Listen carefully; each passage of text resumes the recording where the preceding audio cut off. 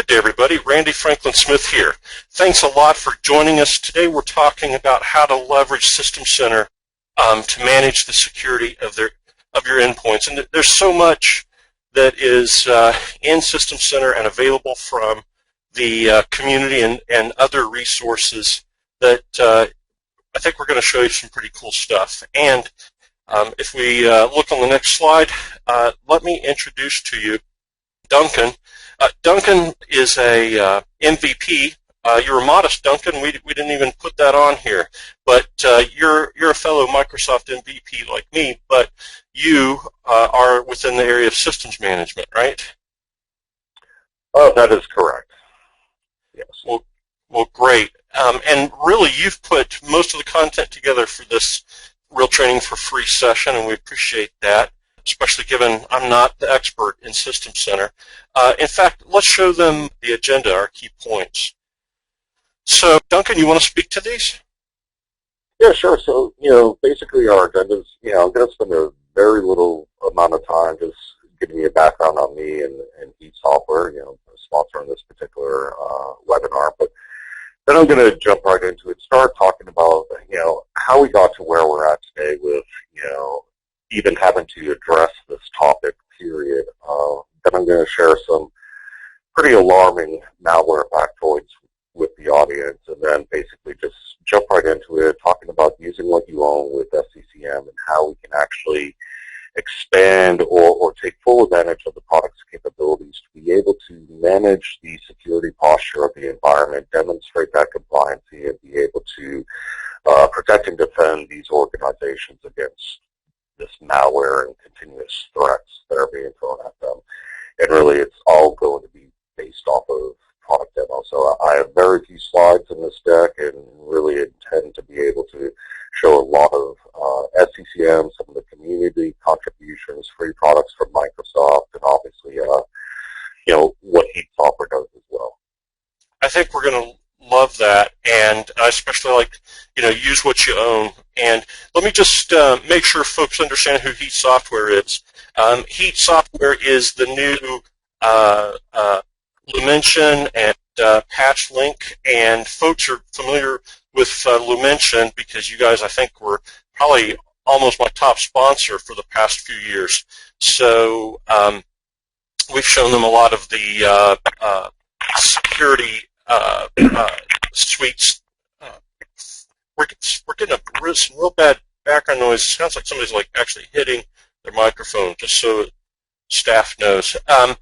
But Lumention. In the past, what people are most familiar with is the Lumention Endpoint Management Security Suite, Duncan. But we realize nowadays Heat is that and more. So, right. So, and Heat actually is the formulation of Lumention and Front Range Systems merging about 2 years ago, and also for those that are familiar with Absolute Software and what they do around mobile device management, security, and whatnot for both mobile devices and the Mac platform, we acquired 2/3 of that company last year as well. So bringing all that capability across the board. Yeah. Well, cool. So exactly. I just wanted people to understand that, and also thank Heat for making today's training possible. So that is all you at this point, Duncan. So take it over. Well, thanks, Randy. I appreciate it. So for those that aren't aware, my name is Duncan Macklin. Like Randy said, I've been doing this for a long time. My days of consulting around SMS 1.2, going back to beta in 96, 97 timeframe, and joined Heat Software about a year ago. So getting out of the consulting side, jumping over to the software because I saw this huge gap in what SCCM provides out of the box versus what the real security need was, and started looking around in the marketplace to find solutions that would fit for my customers. So once I came across Heat, I love the product so much that I didn't just want to recommend it. I wanted to be a part of this and helping these organizations protect and defend themselves. As Randy did mention, I am a 6-time Microsoft MVP. Obviously have my Microsoft as well as some of the one of the other interesting aspects is I am a member of the FBI Infraguard, and I'm sure we probably have a few other members that are in today's audience. But for those that aren't aware, this is the Bureau's partnership with the private sector to be able to help protect our nation's critical infrastructures. So if any of you do find yourselves having been the victim, whether personally or your corporate government entity networks, a victim of ransomware, malware, please reach out to your local FBI office, or you can contact me personally, and we can try to put some of the Bureau's resources to use to help with the forensics and hopefully the prosecution of these malicious actors. Lastly, I am Houston-based, love my Texas state, and proud to be a Texan. So that's basically who I am. Now, Randy's already gone over who Heat Software is, so we're just going to jump right in this and talk about how we got here. Now, an interesting tidbit of trivia. Normally, when I'm presenting in public and talk about this, I poll the audience and ask, when do you guys think we saw the first ransomware? And, I hear everything between the 90s, early 2000s, up to recent years. And in fact, the first ransomware that we saw was the AIDS PC Cyborg ransomware back in 1989. And they were back then using the same methods and techniques that we see today. Basically shipping out little diskettes with a printed label that talked about the AIDS epidemic, and that this diskette contained information. Very much like we are seeing USB keys being mailed today randomly to people that are infected with ransomware for the same methods, just putting it into the hands of people. But as soon as they put that disk in, ran the executable, well, guess what? Their systems were infected with this ransomware that wasn't quite as advanced as what we see today, but the same methodology. And it's kind of funny, back then they had to snail mail the payment, as you can see in that last line, down to someplace in Panama. Again, we have, isn't it? Foreign nationals acting against U.S. But the thing is, they were talking about AIDS. That was something in that time period very much on the forefront of all the media and human concern. And we're seeing these same methods being used today with topics of interest that are used in all these phishing attacks. So, it's not new, but it is evolving, and it is much more malicious. So what you're seeing here is actually the output of the Jigsaw ransomware that we started seeing exposed a couple of years ago, where basically it starts drawing out this message, typing it out almost like on a CRT screen, and giving a countdown. And as the timer goes down, the maliciousness of the ransomware starts to take effect, and how many files are being deleted off of that system, making it critical that they take immediate action by instilling that fear of losing their entire system. The methods of payment obviously have advanced as well. You guys know that Bitcoins and the dark web are the methods of transfer to be able to get these systems back. But I want to just share with you the position now of the FBI, the Infraguard. If you find systems that are infected with ransomware, stop. Do not pay the ransom. Contact your local FBI office. We have resources within the FBI and Infraguard to be able to assist you.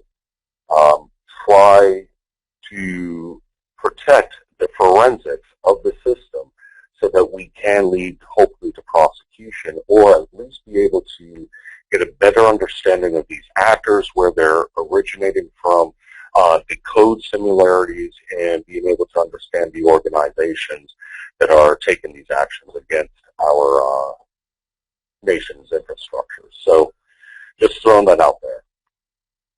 So let's talk about some of these facts as they are existing. And again, I'm just supporting this for why it's so critical that you really start to think about what you can do with the investments you've already made in the system center technologies to be able to help protect and defend yourselves. So I'm not going to sit here and read off every one of these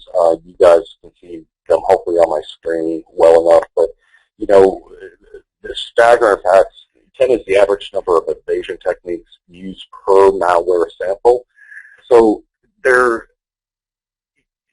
not just using something that's easily detectable by, say, an AV system. We're having to use multiple defense layers to be able to identify these invasion techniques and try to correlate them together to be able to truly understand these malwares. I'm going to just advance on because I really do want to get into the demo and showing you guys some of this stuff.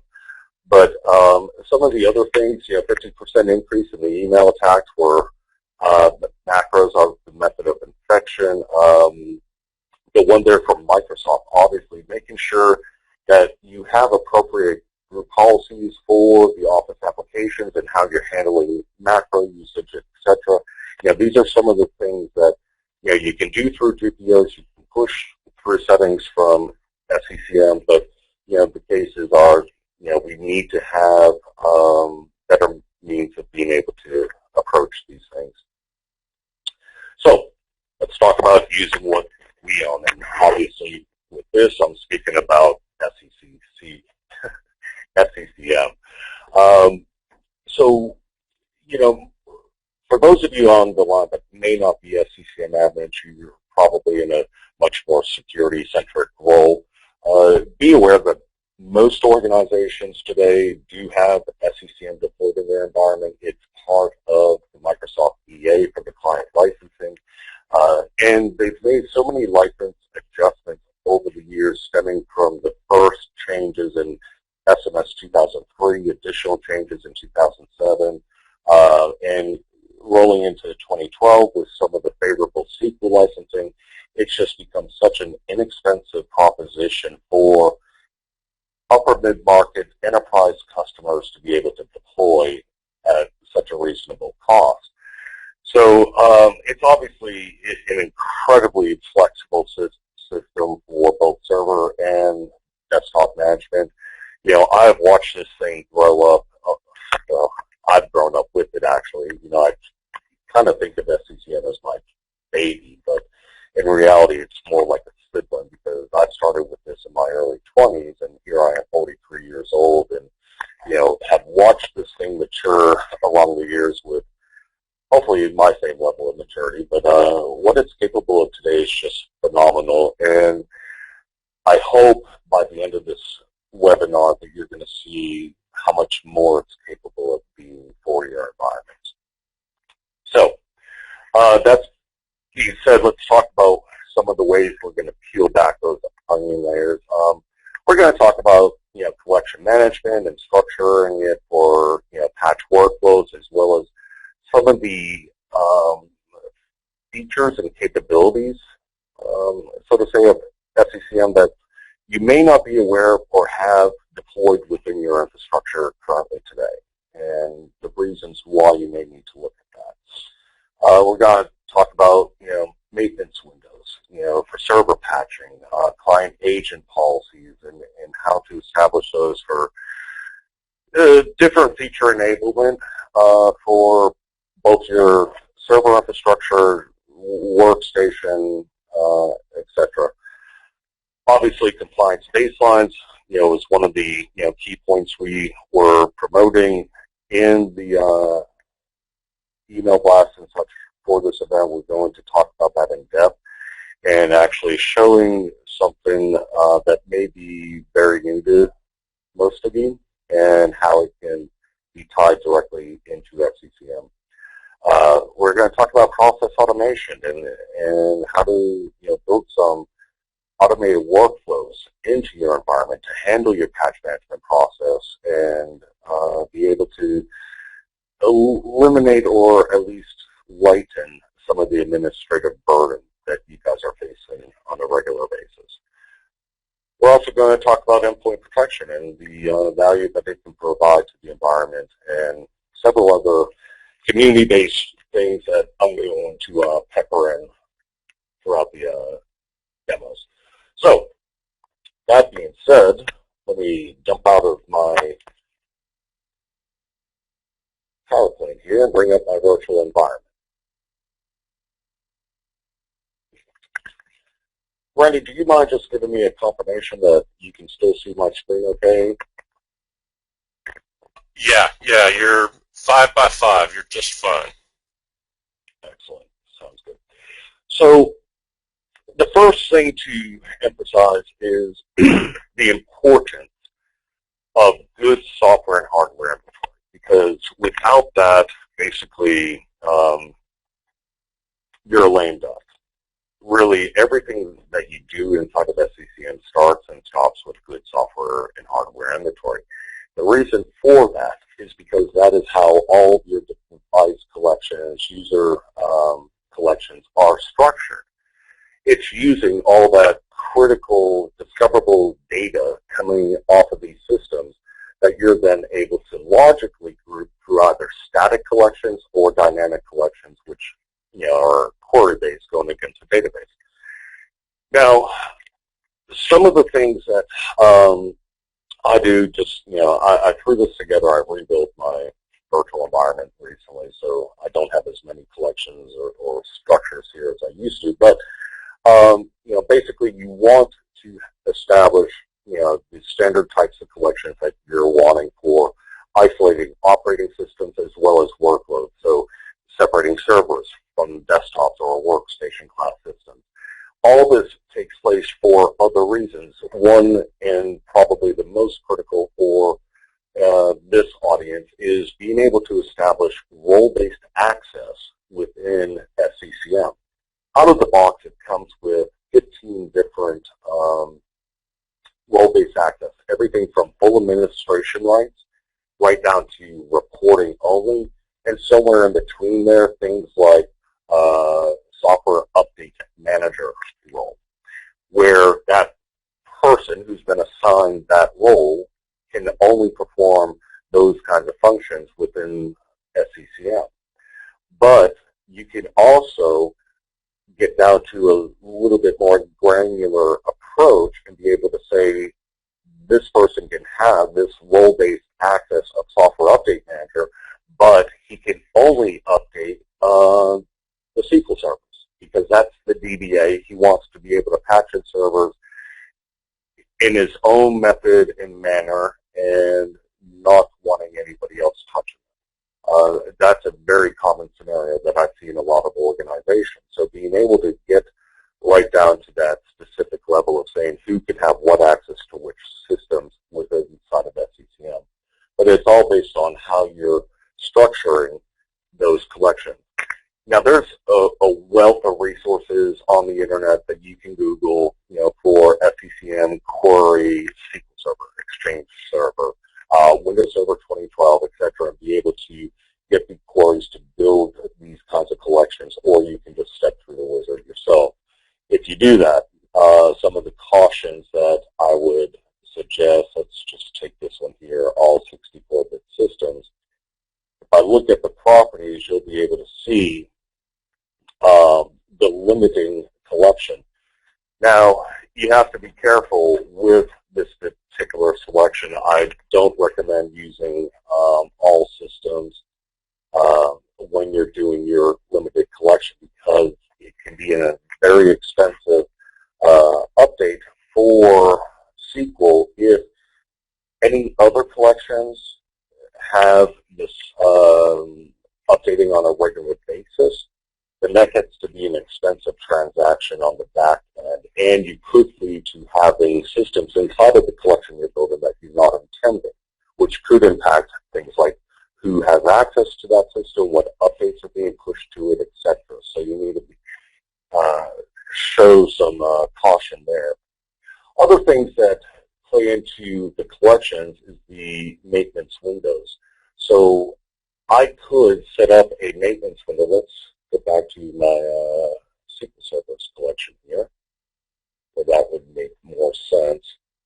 If I come to the maintenance windows, now I can specify, when they start and stop that maintenance window, and it's really critical that you give enough time in that maintenance window for it to be able to do things like install the software updates within that window that you're providing. So if it's only a 1 or 2 hour window that you're providing every evening, that may not be sufficient time to install all the necessary updates that you're pushing out, so you need to take that into account.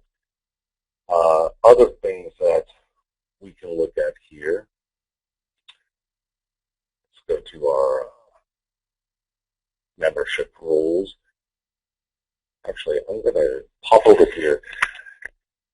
If you have a collection set up with your servers, one of the things that you could do is say all the devices are part of the same server group, which is basically saying, they're in a cluster, and being able to update these servers in a particular order or take them up and down with other elements that may need to take place as well.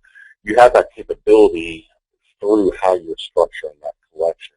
So if I have all my SQL servers here and, I only want one or two to be able to update at the same time, or I want a specific sequence of how they get updated, I'm able to provide that sequence here as well as being able to move systems up and down that sequence order. The other thing that you can do is if there is particular scripts that need to run pre and post update, then you have that capability here with the node drain scripts and the node resume scripts.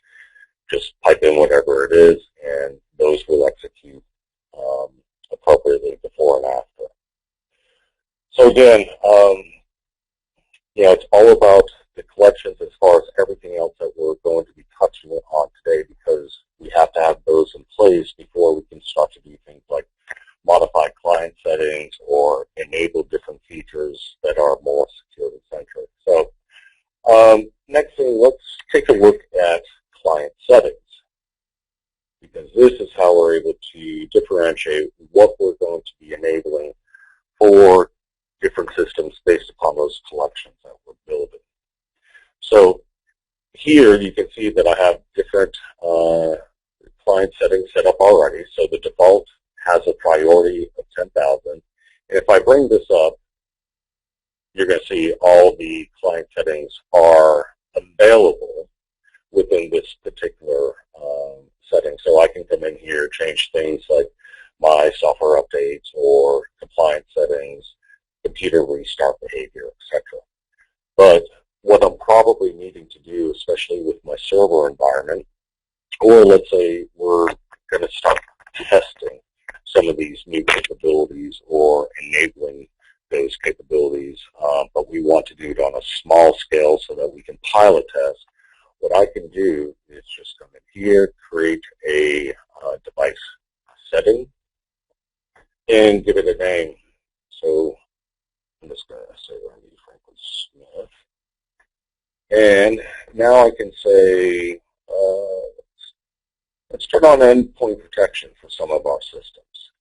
Now you can see that it pops up over here, and when I select it, now I get all the endpoint protection settings that would be applied to any device that I deploy this specific device setting to. So I'm just going to leave it set to its defaults, say OK. And now all I have to do is right-click on it and choose to deploy. Now I'm going to specify a particular collection that I want to receive that policy change. And here I'm going to say all workstations.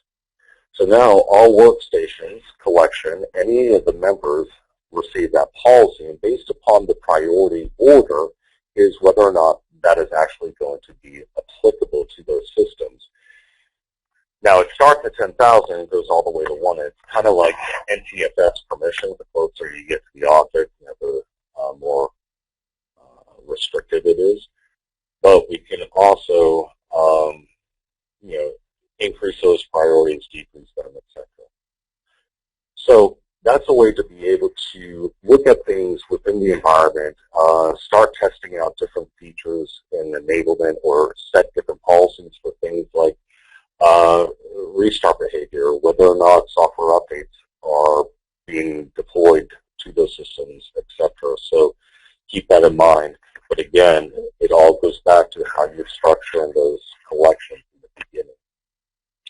So now that we've enabled the System Center endpoint protection on the workstation collections, what we need to do is actually configure that, right? So now I can come over here to the assets and compliance, and in the endpoint protection node, we have two different items. One is any malware policies. So again, there is a default policy, and we can create additional ones. So I could come in here, right-click, create an anti-malware policy, select which items I want to modify, and go from there. But let's just take a look at a few of the items here, the default client anti-malware policy.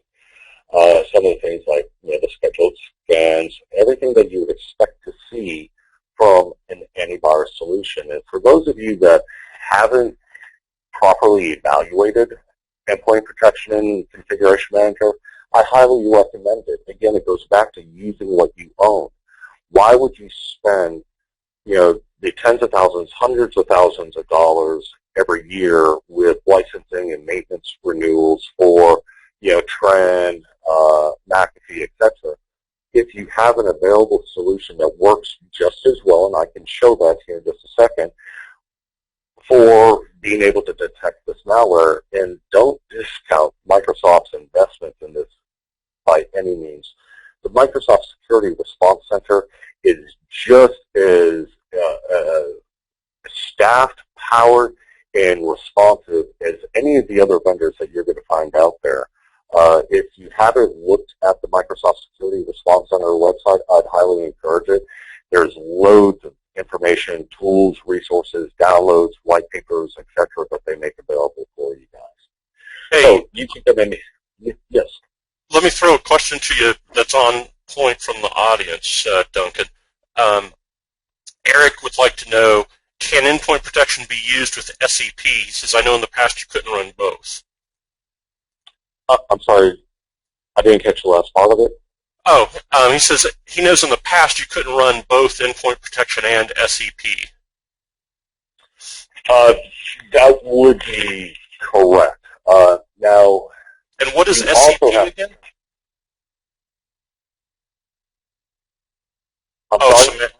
Symantec. Yeah. Okay. I was saying, what is SCP? Okay. Thanks, Eric. Yes, semantic endpoint protection. Essentially the same thing. Now, you do have the capability of being able to remove those other AV products prior to having endpoint protection laid down. So that is an option. If you do go through a pilot, you test it, you're ready to move forward, and you want to deploy it out to all systems, you have that capability. Let's see, what are some of the other items here that we can show? Exclusion settings. Yeah, this is one of the things that you really have to pay attention to, and it doesn't matter what antivirus, anti-malware solution you're using. Make sure that you're putting in the appropriate exclusions. I cannot stress that enough. And in fact, Microsoft, they used to have this in a Word document that was produced by one of the PFEs. They didn't want the liability, so now they've migrated it to TechNet as an article.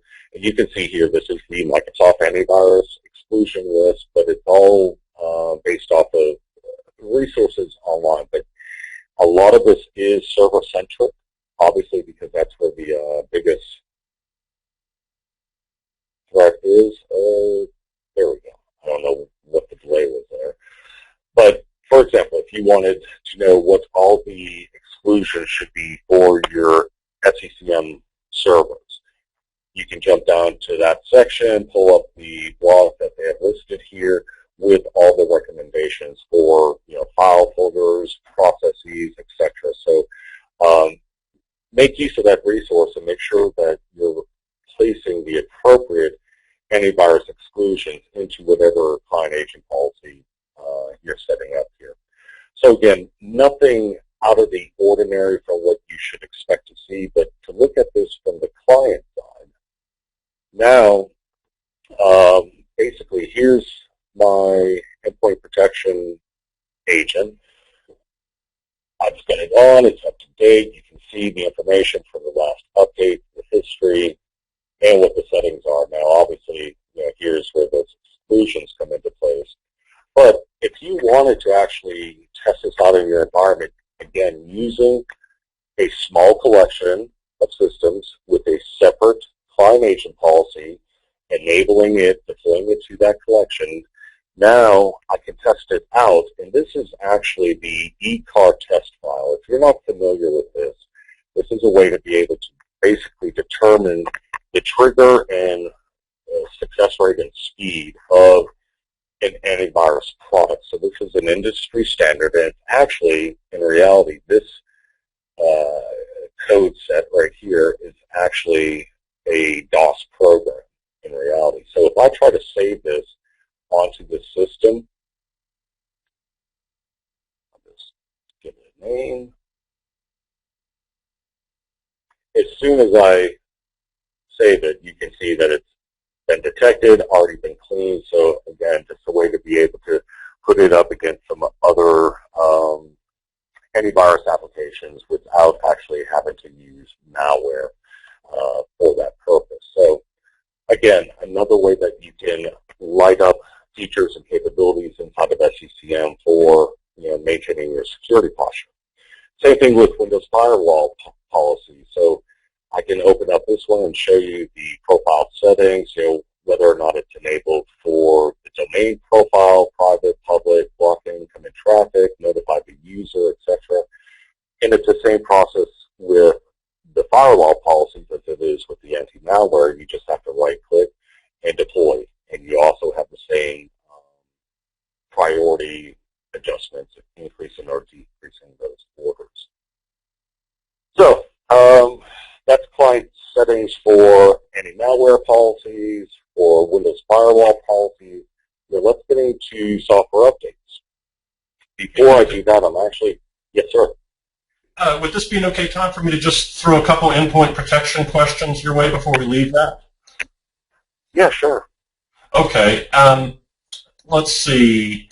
Michael asked, does SCCM contain an asset auto discovery component? And he explains why. He says, because without knowing all your endpoints that require endpoint protection, you know what he's saying? Like, how does it get that entire list to begin with? Well, and that's a good question. So SCCM has a very verbose capability for discovering assets in the environment. And if I'm understanding the question correctly, then basically we can use things like Active Directory discovery from LDAP queries. We can look at subnet ranges, various means of being able to discover all the assets in the organization. Once we have that discovery data, then we can automate the client agent deployment to these systems, be able to get that inventory back, and be able to see which systems, for example, have antivirus installed, which ones don't, and be able to create the necessary collections for managing those systems moving forward. Okay. And any considerations with using endpoint protection alongside EMET?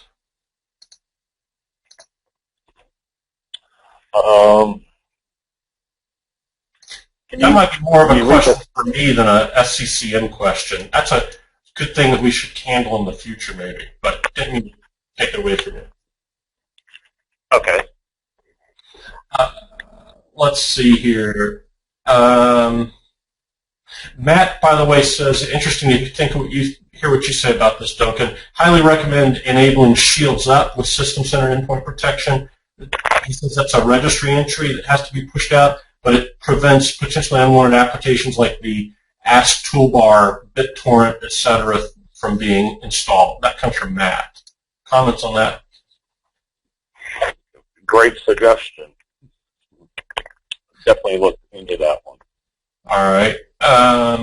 Now, John, I think you kind of touched on this, but we can emphasize it. He says, is SCCM endpoint protection now just as good as many of the other better-known endpoint products? And I think in terms of AD, yes, that is true, right? That's what you were saying. And I have to agree. I use it as well. Yeah, exactly. And, obviously there's different varieties of a very ambiguous term called endpoint management, right? So, or endpoint security.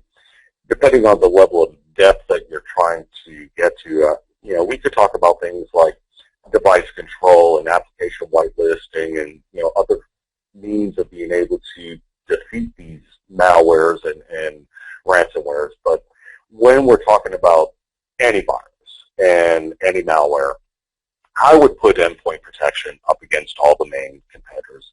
They're all doing the same thing. And in fact, it's worthwhile looking at having multiple vendors in the environment to ensure if one misses a particular signature, perhaps the other will, or having multiple layers of these anti-malwares everywhere, from the DMZ, right down to the specific endpoint. So, it's a very, I don't even know how to phrase it, but everybody has their preferences. All I'm saying is give endpoint protection a fair shot. You've already got the product. You've already licensed for it. Give it a fair shot. Go through the eval, have a bake-off, and prove it wrong. Prove it incapable. I've yet to really see an environment come back and say they had a valid reason not to deploy it. So, all right. Okay, in the interest of time, Randy, we've got about 20 minutes. I still have a lot of stuff to go through. So I'm going to jump into software updates real quick. So here I'm in my SCCM site. I've obviously only got my one site here, but I'm going to choose my software update point for configuration. Now I've got it set up with the default settings. Like I said, I just rebuilt this, so I'm going to show you what it looks like out of the box. Now, the first thing we want to look at is the sync schedule and enabling that synchronization schedule on a regular basis. You can bring it down to about 3 times a day, but that's about the maximum that you should be. One of the things I would also recommend is to alert whenever there is a failure. That alert will show up in the home page on the console, just giving you some visibility without having to dive into the logs. Things like supersedence rules and how you want to have expired updates handled, when they have been superseded. So you have some selections there, but notice this little guy. So run the WSUS cleanup wizard so that you're not having to remember every month or every couple of weeks to go into the WSUS console and trigger that, or having the PowerShell invoke dash WSUS cleanup. This will run it for you, therefore getting rid of those superseded updates that have been also expired. So keep that in mind. Now, the other point is obviously within your site roles, we have the software update point. Now, you can have multiple software update points within your site, and they need to do that. But there are some things that I would recommend if you do have multiple software update points. Number one, use the shared DB. It's going to cut down on the amount of network traffic from the scan data coming back, and just ultimately it's better for the overall performance. With having multiple software update points in the environment, should one of the subs become unavailable or there's an issue with that particular role on the server, what's going to happen on the client side is it's going to attempt a retry. I believe by default it's every 30 minutes, up to 4 times. After the 4th time that it fails to connect to that software update point, after another 2 minutes, it's going to automatically move on to the next available software update point in the site. So it's a way to be able to have that failover and ensure that if you do have a problem with one of your subs, that there's another one that can service those requests for the client to make sure that they are receiving their updates appropriately. Now, going back to how we're structuring our collections, one of the other capabilities, and this is introduced into SCCM current branch 1606, you can right-click on any of the collections that you've set up, go to Client Notification, and from here be able to trigger the Switch to Next Software Update Point action. So if you know for whatever reason you have an issue with one of your subs, you can force that immediately so that the clients will automatically migrate to using that other software update point role until the other one comes back up online. So just pointing out some of the things that you may need to be cognizant of when you're dealing with the infrastructure in SCCM around software update management. Now, the other things I'm actually going to, as far as software updates, I'm going to cover in just a bit with some of our kit included in there, but I want to make sure that we're able to get to these other pieces. So for your security compliance, and particularly when you're looking at things like a desktop deployment with a new OS, Microsoft has always provided hardening guides that basically are security recommendations from the product group telling you how to harden that particular operating system or server workload, etc. But these guides tend to be 300 to 500 pages. They're very exhaustive, and for the most part, all they do is put you to sleep.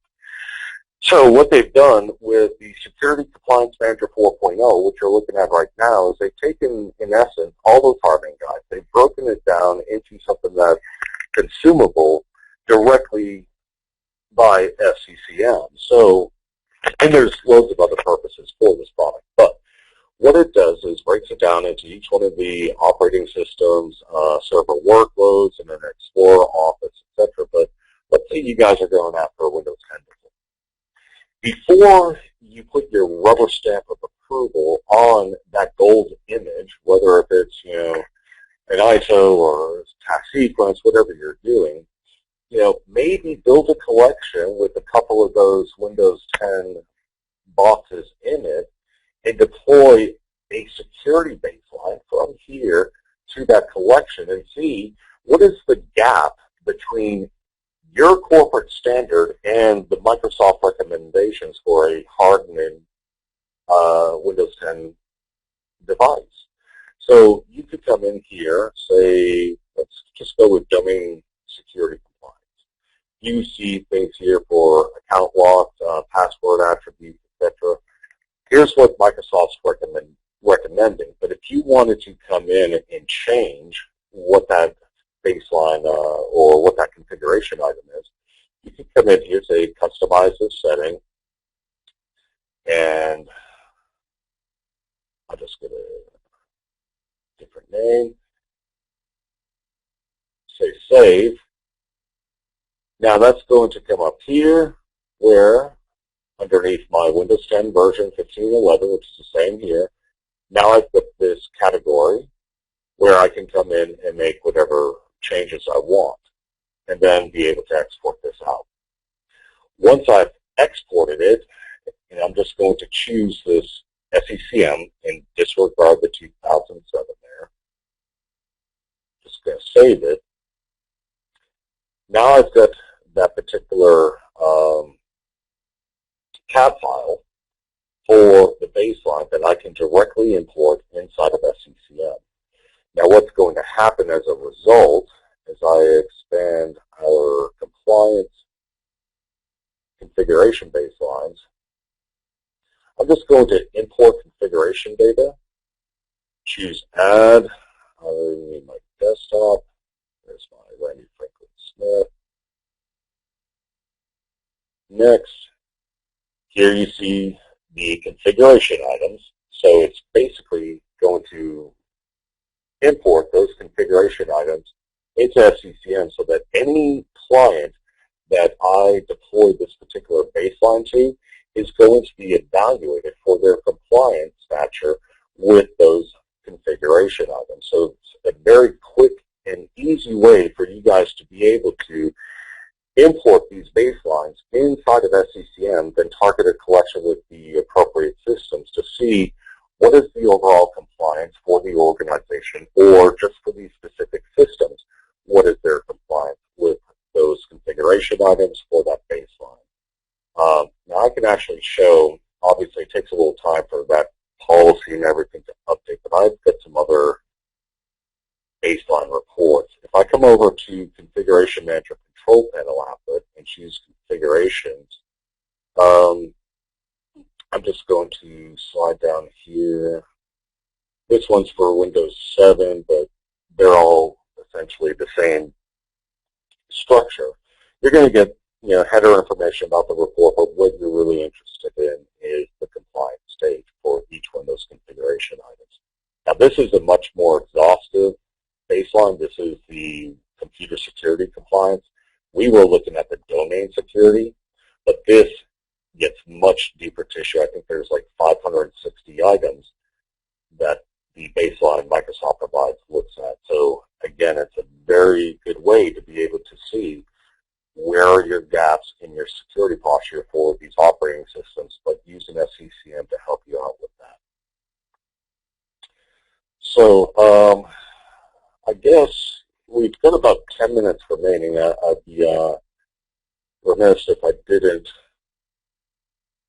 talk about the last topic here for the day, and that's third-party caching. Obviously, being able to handle your Microsoft security updates, most organizations today have a very good grasp on that, whether if they're using homegrown methods, WSUS standalone, WSUS integrated with SCCM.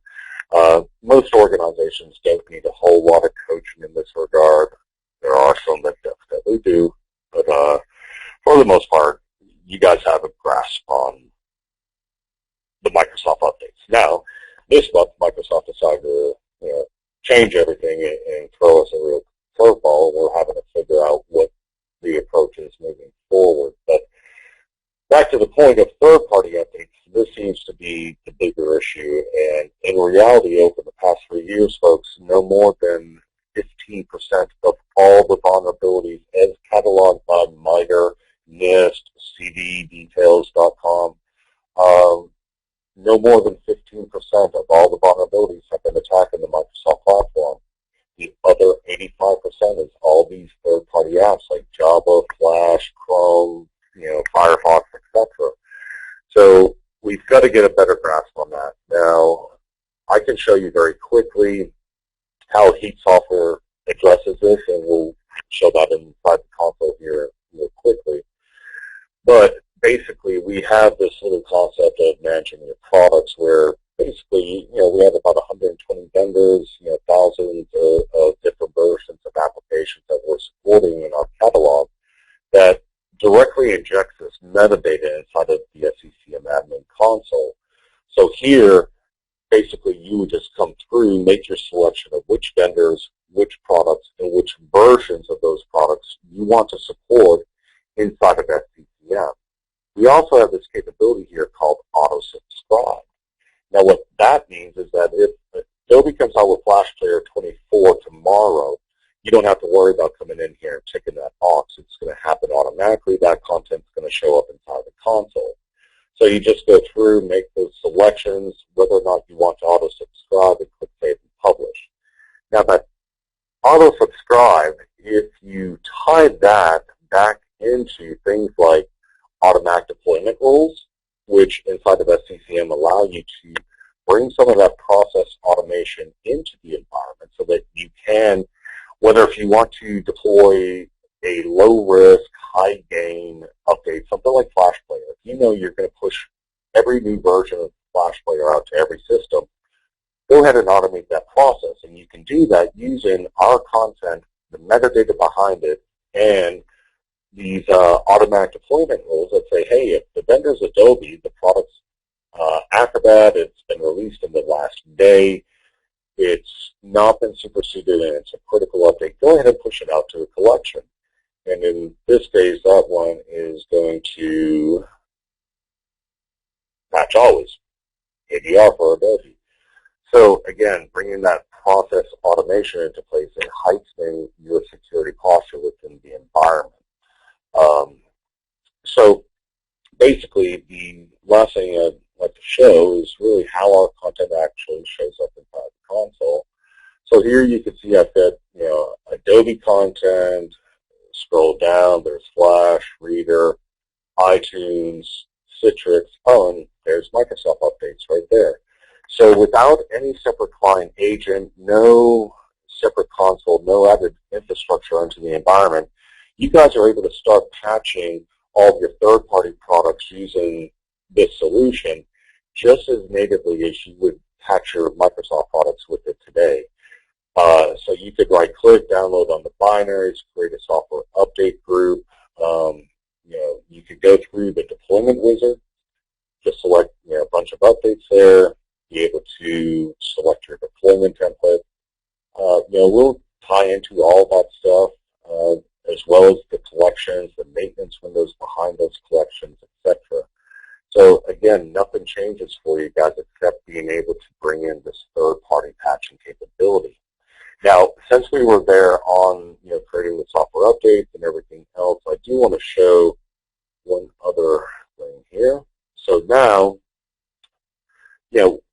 there's just a wealth of community add-ons and features and things that, right-click tools for being able to, manage collections and take actions on those systems, everything else. One of the other cool community-driven solutions that our friends at CoreTech provide is this CoreTech Update Manager. So it allows you to create a software update template where you can go through all the specifications that you would have to step through the wizard all on one screen. Makes it super easy. You just have to give it a name. Now with this, you do have to give it either SRV or Workstation for it to work with the other piece. But once you give it that name, whatever else you want behind that, select whichever options, and it's going to automatically create that template for you. And then you could create a deployment based off of one of those templates. So I've got this one here that I can. And by the way, Duncan, sorry, just want to let you know, remember, we actually advertise these for 90 minutes, so we've got time. Show them show us any of the, community things and other cool stuff that you want. Oh, fantastic, yeah. And it'll open us up for some Q&A, because I'm pretty close to wrapping up anyhow. But, okay. So here I've selected one that I've already created for the deployment template. Shows the name once I've clicked add. So you could select what the deadline time is supposed to be, or just say as soon as possible, and then click create. And it's basically going to, this one already exists, but it basically goes through, creates that deployment for you, makes it super simple, really easy based off of those templates that you guys create. So here's that one that I created earlier today. Basically would have just done the same thing. So there's that deployment that's going out with the updates based off of the template that I selected earlier and created that obviously at some point. So a really good way to be able to add additional capability to the environment. Now another one is the Create Software Update Group Wizard 1.0. And links for these are going to be available in the deck that gets shared after this event. So don't worry about having to figure out where to find these. We'll help you get there. But this one, again, is another PowerShell front end for just being able to create a simple software update group. So you could give it a name, right? And then select the date range. And you can see this is using the day, month, year format. So selecting for the entire year, essentially, I'm going to choose, go with Flash. I like to pick on it. And I'm going to select security updates. And then click create. That's all I have to do. And it's going to go out there, close the database, and automatically generate this software update group. And you can see here that it successfully added 3 of the software update groups to the RFS one that we gave it the name for. So I'm going to slide down here and refresh it again. Oh, no, don't make me look bad.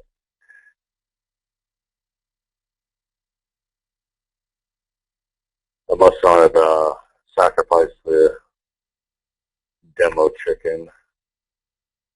He's making me look bad. Okay, we're going to move on. There was one piece that I did want to also call back from the heat patch link. One of the items that I neglected to show was, again, talking about compliance baselines. Whether if it's for our product or for anything, being able to create compliance baselines for software updates is really simple. All you have to do is give it a name, select add, and then choose software updates. Now from here, you can choose security updates, and in your environment, all you would likely see is Microsoft, but you can come down here and choose whichever software update you want to for the particular products or operating systems.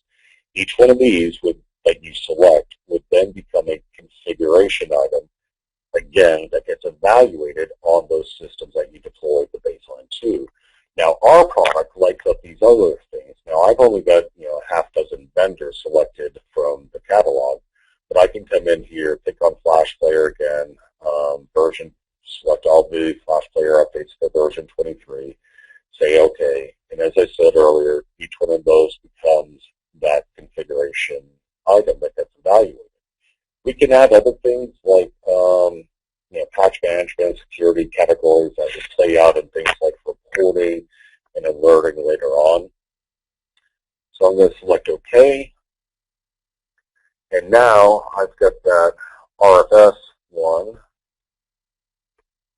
that was just created. And let's see.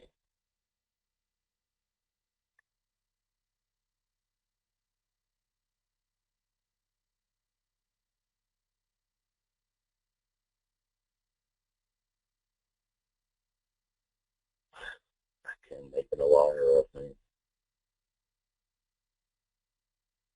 Let me These are technical folks. We know what it's like. The more people looking at the screen, the less predictable software becomes. Exactly. I just want to make sure I've built one here that shows, so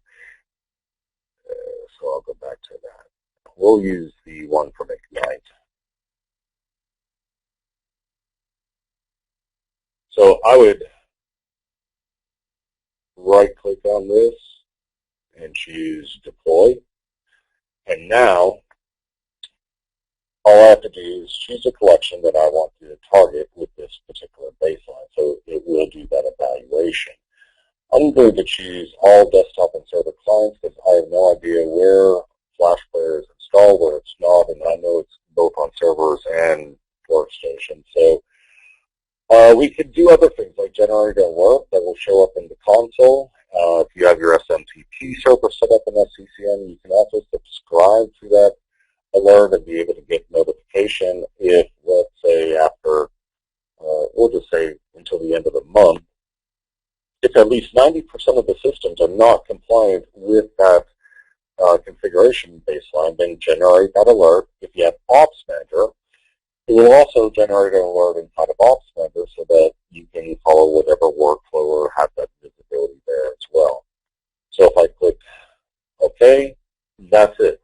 Now, I've already shown you guys what the compliance reports look like on an endpoint, so we don't need to go back through that again. But ultimately, it's going to go out to each one of those systems and see if those 3 Flash Player version 23 updates are installed. And if they're not, then it's going to flag them as non-compliant. And you'll see that information inside of the reports from SCCM. And this is where I'm going to actually be closing up here in about 5 minutes. But I'm going to show you with the out-of-the-box reporting inside of SCCM, all this is SSRS based, so you have all the capabilities there of being able to create subscriptions, be able to automatically generate these reports in whatever format you'd like, whether if it's Excel, a PDF, dump it out as raw HTML, etc. But one of the reports I'd like to show is this in the category of software updates compliance, is updates by vendor month and year. So if I run this one without any additional parameters other than a collection, if I say all systems, this is ultimately your Uber overarching security posture report for everything in the environment that you've been dealing with inside of SCCM for patch management from day one. Now, with our kit, the heat patch link stuff, you're going to see third-party content in here as well. But in your environments, without it, you'd just basically be looking at the Microsoft updates that you see here. But this is basically a single pane of glass, one report for full compliance details of all the updates for Microsoft and third-party use in the heat software piece, where we can get down to specific vendors as well. So maybe Adobe's coming in to do a true-up with you guys in a license renewal next month. Being able to use this report, you could show them exactly what you've been dealing with over the past year and use that as your bargaining chip. Or, more importantly, being able to provide audit compliance reports to your senior management, internal auditors, external auditors, partners of your organization, etc. But a lot of people don't really favor the Microsoft reports out of the box, and the need for dashboarding and visibility into your security posture is becoming more and more important. And Microsoft has actually recognized that fact and has provided a Power BI template for configuration manager security. Now, those of you that were at Ignite recently might have heard some of the buzz that Power BI is now licensing with Microsoft SQL Server 2016. So this could be a very quick and easy way for you guys to be able to provide some fantastic dashboarding around your security posture for the environment using the information coming out of System Center endpoint protection and software updates. And this is all live data with click-through. So if I click on the high severity malware, all this information starts to update as I go through these. And being able to look at this from different perspectives. But the one that I really like is the missing updates. Now, this, again, it's a Power BI template that you can just bring into your environment. It does require some customization on the front end just to be able to set up the connection to SQL, the credentials, and that kind of stuff. But imagine being able to have this kind of visibility to be able to say, okay, what is the security posture of our Windows 10 systems? Do we have a much higher risk rate there versus our Windows 8? And being able to get real-time information directly out of the configuration manager database to be able to feed this stuff. Now, the good thing about this is with the Heat software installed as well, you're also going to see all the third-party content just like you do in the reporting inside of SCCM. So you could get a very holistic approach or view of your environment from the security dashboards. So I guess with that, I'm going to bring this to an end from a demo perspective. I'm sure we probably still have some questions in the queue. If, Randy, you want to fire those up? Yeah, absolutely. So, first of all, Bob has a question about the, what is the product name again that gives you the third-party patching capability? That is the Heat software patch link. Okay. And does that replace WSUS, or does it, how does it integrate with WSUS? That's a good question. So basically, it does not replace WSUS. It integrates with it. So we ultimately inject our metadata into WSUS using the WSUS and software update point role within SCCM. There's an API that is available from the SDK, and we're basically just injecting in our metadata inside of the console. Our binaries behind the updates use the exact same data store that you're using currently for WSUS. So basically, we're treated exactly like a Microsoft update, with the exception we have to sign our content. Now here, Jeremy makes a great question here. He says, it looks like Heat is very close to System Center Updates Publisher in a SCCM, which also does third-party updates for free, but there's a very big difference. Right, and I definitely want to call this out because, SCCM was a great concept that Microsoft came up with 5 years ago. And when I say SCCM, I am talking to System Center Updates Publisher. But Microsoft developed it with the concept that these third-party vendors, ISVs, could get on board and start providing a catalog of their software updates that could be injected into WSUS. Unfortunately, only one software and 3 hardware vendors got on board: Adobe, Fujitsu, Dell, and HP. So SCCM is great for being able to do Adobe updates. But Adobe doesn't even provide the full suite of their solutions for software updates that we do. And obviously, that's a much more manual process because you have to fire up stuff, go through the catalog, import, and all that stuff. But it does ultimately get Adobe updates into WSUS, but that's really it. But what's the quality like on the updates that Adobe publishes? I mean, do you guys use them, or do you repackage on your own to make it higher quality? Well, 2 things. Number one, Adobe provides nearly 0 metadata inside of their updates, so that's one of the distinct features of our solution is you have all the exposed metadata with CVE IDs, supersedence information, criticality rating, what the vulnerability is, how this update addresses it. Beyond that, we do some additional things in a wrapper that is patented technology with things like fingerprinting the systems, making sure that update is applicable at runtime. We also provide some automated command line arguments that handle different situations like disabling the vendor's auto updates, being able to close the vulnerable applications before attempting to install the patch so that it can be fully applied, those kinds of things. Right. So there's a really big difference, and we've done some webinars on SCCM. Like Jeremy says, it looks way better than SCCM, which has been a struggle to keep working with the newer versions of SCCM. So, right. I mean, the whole thing is you don't have SCCM makes you package the updates, whereas with you guys, they just show up in WSUS, right? It's like exactly. It's like parity with the way Microsoft updates show up in WSUS. Exactly. Very well stated.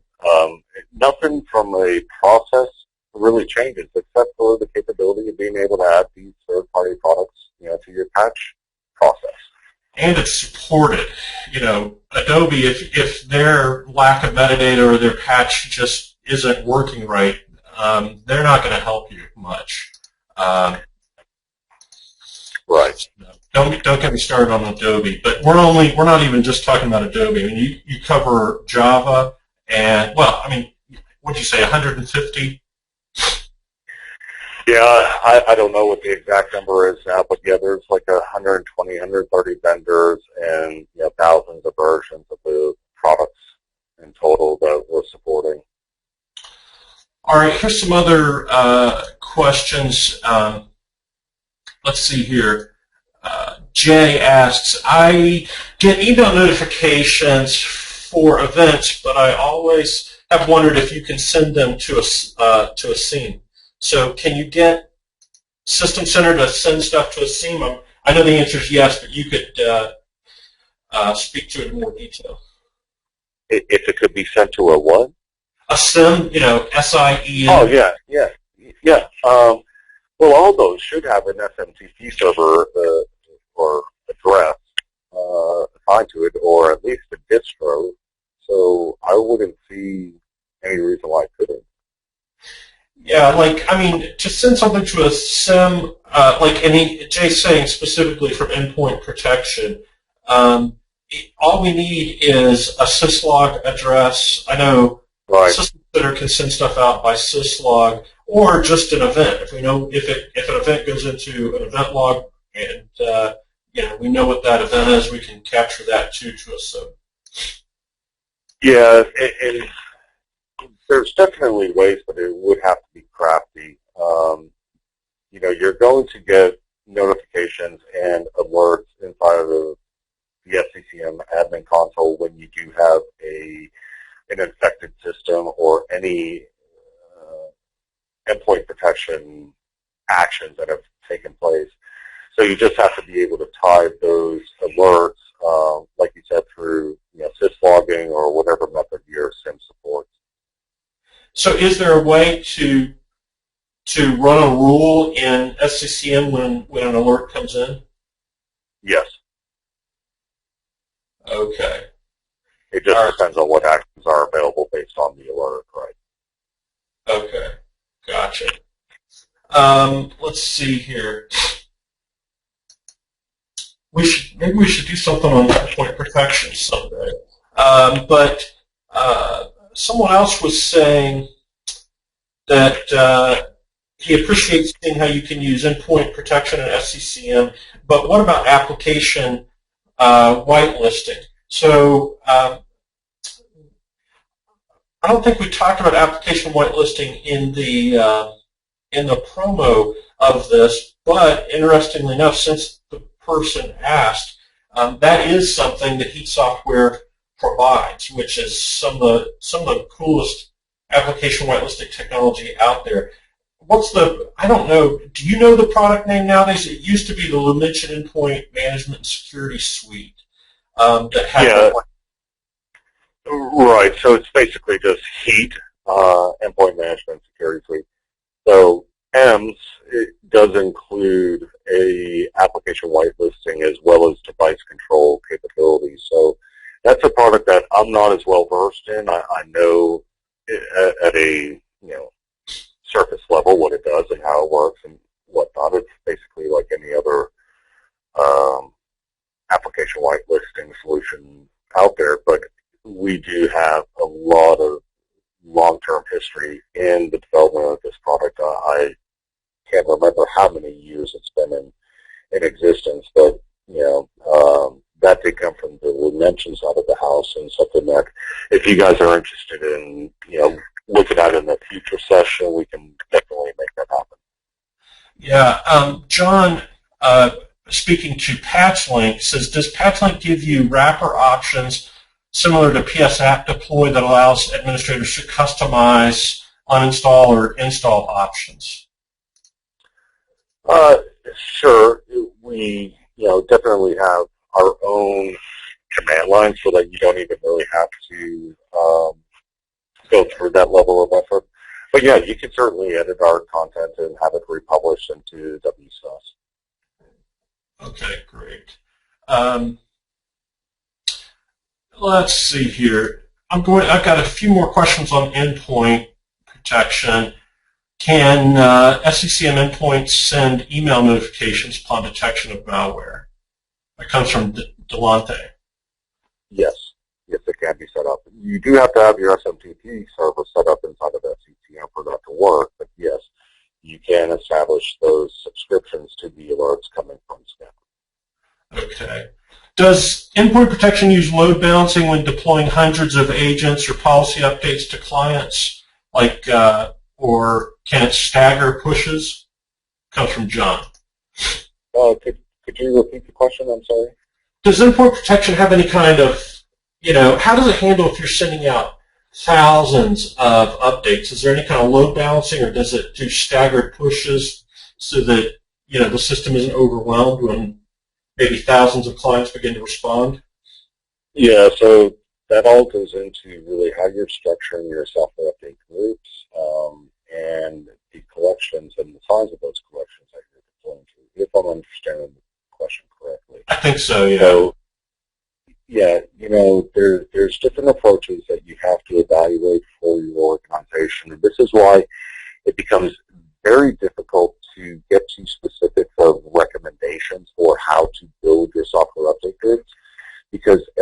organization is a little bit different than the other, and what approaches that they want to take. There are some, I guess, best practices, things with naming conventions, and whether or not you're doing, let's say, all software updates, or are you breaking it down by workstations? If you are you breaking it down by operating system updates, or are you including third-party updates with all kind of stuff? Do you want these monthly, or do you want to roll them up into a quarterly package, or keep adding each month's updates into a single software update group? There's a lot of variance and variables from one organization to the next. But yeah, you can, end up deploying packages that could be, gigabits in size, and that's one of the problems that the enterprise is having to face today with how to handle these roll-up packages from Microsoft as we're moving forward, and really having to rethink patch strategies. Okay. Fabian asks, what is the licensing structure? Actually, I assume since everything else we've talked about today is free, basically it's licensed per node. We don't care if it's a server or a workstation. You can license it on a subscription or a perpetual basis, and 1, 3, or 5-year option. So I don't know, the specifics around the financials.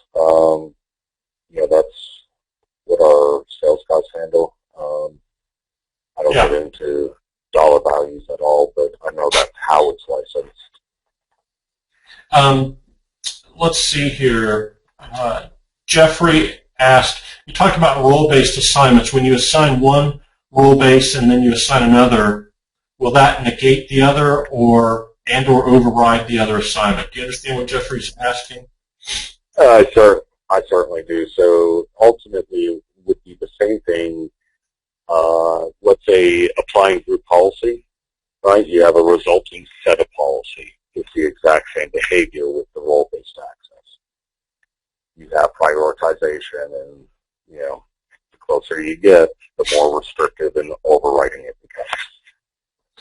becomes. Do you think, Duncan, this is something we should poll people on someday. Do you think there's many people out there that probably are getting System Center for free, but they haven't deployed it, and so being able to patch, maybe they're using WSUS to patch their Microsoft products, but would SCCM, would this be the reason they implement SCCM in order to get patch link for deploying the third-party patches? And if so, Duncan, how heavy is it to just deploy SCCM for no other reason than being able to manage WSUS and get your third-party updates? You follow me? I do. It depends on how much they want to adopt the SCCM capabilities. If you're talking just doing software update management using SCCM, it's not that terribly difficult. I think people overthink and overcomplicate the product. I could, in a 2,000-seat environment, stand up an SCCM infrastructure that supports software update management in a matter of a day or two. It's really not that complex. Now, to further vet it out and go through all the other capabilities of the solution, like operating system deployment and software distribution, those kinds of things, asset intelligence. Obviously there's a lot more there, but in reality, it's not as complicated as we make it seem sometimes.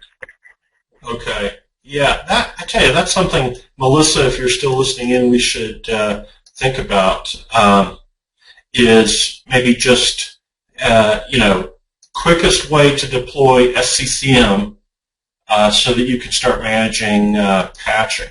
Let's see here. Jim would like to know, how often is the endpoint queried for a baseline? Since he's saying baseline, I think we're talking about SCCM in general, not just endpoint. Yeah, it depends on the evaluation cycle and what you have that set to. We didn't really get into those elements a little bit deeper, but yeah, basically you have an evaluation cycle for those baselines, and they'll continue to update. Okay. Steve would like to know, are there any Center for Internet Security baselines available in SCCM? Does Microsoft use CIS? Are you familiar with CIS? They've got some real nice security benchmarks. I'm sure somebody has already packaged those up in the community. Yeah, most likely. I haven't looked into it though, but yeah. Okay. Man, I tell you, the sky's the limit for education that we could do on leveraging SCCM for security. Obviously, thanks to you for introducing me to this whole idea. You're the one with the idea for this webinar. Are there? Now this is interesting. We've had a couple people ask about firewall policy, configuring that with SCCM. Yeah. John says, what is the benefit of using the firewall policy in SCCM versus Active Directory group policies? And then Bob says, can Heat configure, add, remove firewall rules? But I mean, you don't even need Heat to do that, right? SCCM, or like John says, Active Directory will do that for you. Right. So, yeah, you don't need us to manage firewall or malware policies. But the advantage of using SCCM, to me, I guess just in my experience, it's so much easier to manage it and get it out there versus working with the GPOs and results set of policies and stuff. I could have literally dozens of different firewall or malware policies and targeting different collections with different results, from that. But basically, being able to keep all of my management strategies and focus within the product that I'm using to have that single pane of glass. So I'm handling my software updates. I'm getting my asset intelligence. I have my hardware, software inventory. I can push out, these software updates for Microsoft third party. I can manage my firewall. I can manage my AV solution all within the same console. Yeah, I would agree. The other thing is group policy. And group policy is great. I mean, if you're not using SCCM, that's what you should be using, group policy. But group policy is kind of fire and forget. We're kind of blind as to did it do what it was supposed to do unless we go in with the RSOP tools. But, that's what System Center is all about, is the whole loop, right? This is the policy we want to push out, but then what is the state of our systems? Exactly, yep. And being able to have that reporting and infrastructure there to support you as well as the alerting and, like they were asking earlier about, email notifications, etc. Right. Hey, Ellen would like to know, how quickly does PatchLink repackage security patches, such as from, Adobe or Java pushes out a security patch? Yeah. So, our stated SLA is 24 to 48 hours. In reality, it's more like, anywhere between 4, 6, 8, depending on the complexity. The stuff like Flash Player and Chrome and Firefox, these we have, years of experience working with them. We know the methods. We have automated test sequencing that handles all of our use scenarios and such. So we're getting these things out there lickety-split. I'm not being rude or crass, but a hell of a lot easier than most organizations can try to do it on their own. Again. Oh yeah, no, that's for sure. And we have a team of resources that this is all they do, spread throughout the world. So we're getting these notifications from the vendors and getting on it ASAP. Whereas, most of the time, by the time you get into the office in the morning, we've already got the catalog updated and you've seen the notification. Yeah, if you are already using SCCM, I mean, to not use PatchLink to do your third-party patching, I mean, your time can just be, you're going to do a better job of patching, and the time that you save can be spent on such better things. It's all about economies of scale. I mean, nobody wants to mess around with having to package up. It's reinventing the wheel. Let one company do it really awesome one time, and we all leverage it, rather than all of us dinking around with packaging up security updates from all of these different vendors, and they're all just a little bit different how they do things. There's all this little insider knowledge that you have to learn just to make Tweety Bird install. Exactly.